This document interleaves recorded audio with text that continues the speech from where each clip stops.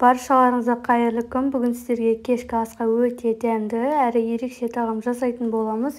Видеоны соңына дейін көруді ұмытпаңыздар. Ең алдымен картошкамызды осылай жуып тазалап, бірнеше бөлшектерге бөліп, суда пісіріп алатын боламыз. Содан соң начинкамызды дайындайтын боламыз. Бізге пияз қажет. Пиязымызды осылай майдалап, бірнеше бөлшектерге бөліп аламыз.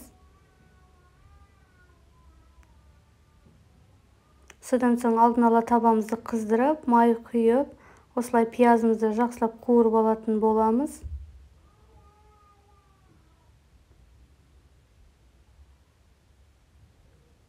Содан соң фаршымызды салып, тағы да жақсылап қуырып алатын боламыз.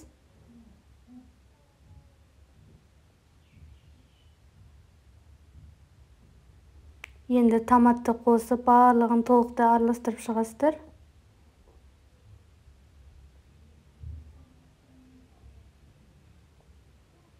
Дәміне қарай тұз қосып, астын жай қойып пісіресіздер. Фарш толықтай пісуі қажет. Су құйсаңыздар да болады. Енді пюремізге сары майымызды салып, осылай жақсылап мұжып араластырып езіп алатын боламыз. Бізде өте дәмді пюре шығуы қажет. Пюремізді осылай домалақтап, противенге қойып алатын боламыз. Осылай басып шығасыздар. Асты жұқа, шеттерін кішкене осылай көтеріп қоясыздар.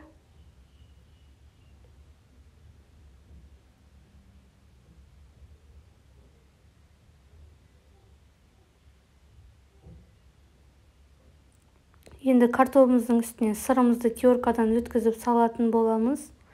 Өте дәмді шығады. Сіздер де жасап көріңіздер. Біздің начинкамыз пісті. Фаршымызды осылай салып шығатын боламыз.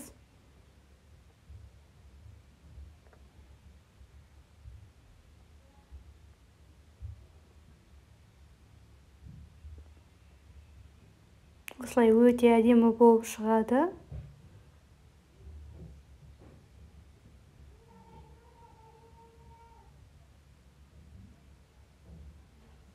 Енді сырымызды тағы да теркадан өткізіп, майда етіп, үстінен тағы да сыр сеуіп шығатын боласыздар.